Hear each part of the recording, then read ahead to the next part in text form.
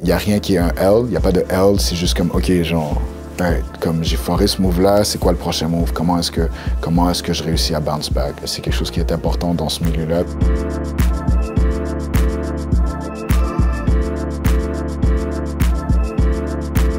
C'est Lex Garcia, auteur, scénariste, comédien. Il m'en manque un, je pense, quelque part là-dedans, mais on est là.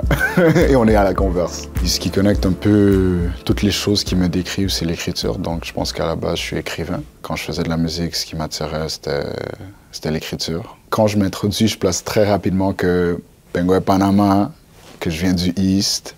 Je pense que c'est les trucs qui ressortent le plus rapidement. J'ai fait mes études en psychologie. J'étais hyper privilégié dans le sens que le système académique typique, je l'ai compris. Je comprenais qu'est-ce qu'il fallait faire pour passer. Je comprenais ce qu'il fallait faire pour pas trop se faire déranger par un prof, pas trop se faire déranger par les gars qui étaient dans des magots et dans des bails en bachal, tout ça. J'ai toujours aimé mes routes à la caille. J'aime sortir, j'aime la street, j'aime être dehors, j'aime être avec du monde, j'aime les fêtes, j'aime les événements, j'aime les expositions, j'aime tout. J'ai toujours été dans les bonnes places au bon moment. J'ai fait la bonne blague au bon moment, devant les bonnes personnes, dans un jam qui avait quelque part dans un spot de hipster. Là, et c'était du monde qui travaillait pour Vice à l'époque. Donc, mon téléphone sonne, c'est un numéro que je connais pas. Déjà, je me rappelle parce que je l'ai bloqué. Je connais pas le numéro, j'ai pas répondu. Le numéro me rappelle tout de suite après. Là, je réponds. Je dis, ouais, salut, c'est JP de Vice. On se connaît pas, mais serais-tu ouvert pour une rencontre? Finalement, on a commencé à faire des capsules chez Vice, Wasu et moi. Éventuellement, Radio Cannes était intéressé par du contenu de chez Vice, donc ils ont demandé est-ce que vous avez des trucs à nous proposer. On a pitché 2 concepts, dont un des 2, c'était à la base, un talk show magazine qu'on a fait pour Tout.tv. On a fait 2 saisons. J'ai étudié 1 an à l'INIS sous le programme de Netflix, justement. À travers l'INIS, j'ai fait mes projets scolaires parce que je les faisais. Mais en même temps, j'ai scénarisé un court-métrage qui s'appelle À la vie, à la mort. Et j'ai scénarisé Ça prend pas la chasse à Papineau.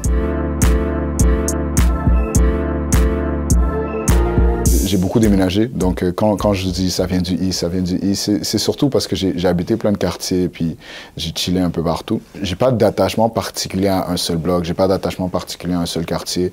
Je pense que à la base, j'adore le East en général pour tout ce que ça représente. J'aime le fait que j'ai grandi avec les tatis haïtiennes dans Saint-Léonard, qui ont déménagé dans le Nord, puis ils continuent à me feed, ils continuent à niaiser avec moi, donc j'ai une énorme amour pour la communauté haïtienne. J'allais beaucoup dans le Villeray parce que c'était un peu la mecque des Latinos. Il y avait tous les commerces latinos étaient là.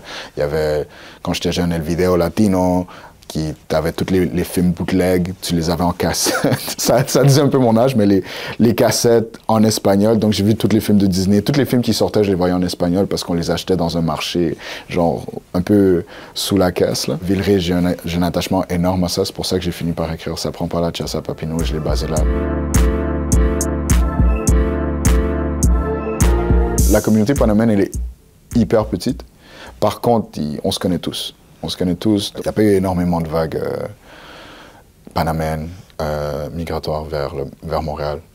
Donc, j'ai été chanceux de grandir autour de Panameños toute ma vie. J'ai encore un peu l'accent.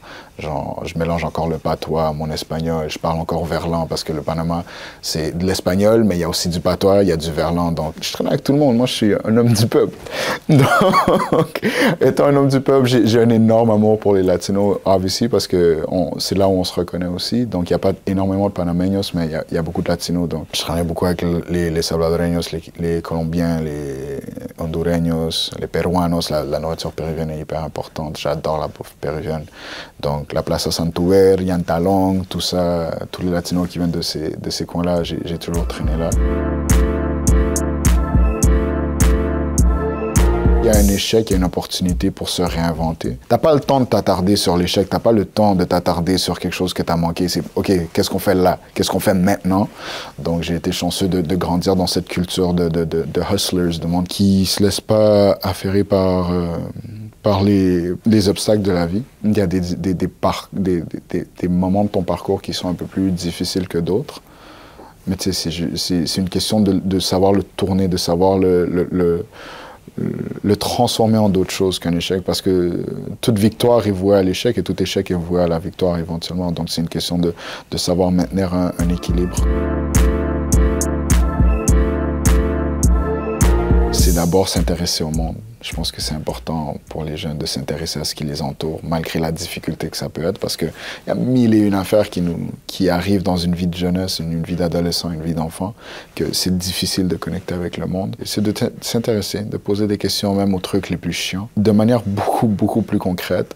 C'est con à dire, mais il y a du cob à faire, man. Il y a tellement d'argent à faire de tellement de façons différentes, de tellement de façons légales. Comment tracer son parcours, c'est en posant des questions, c'est en s'intéressant à n'importe quoi, à n'importe comment. Parce que tu sais pas à la fin c'est quoi la réponse.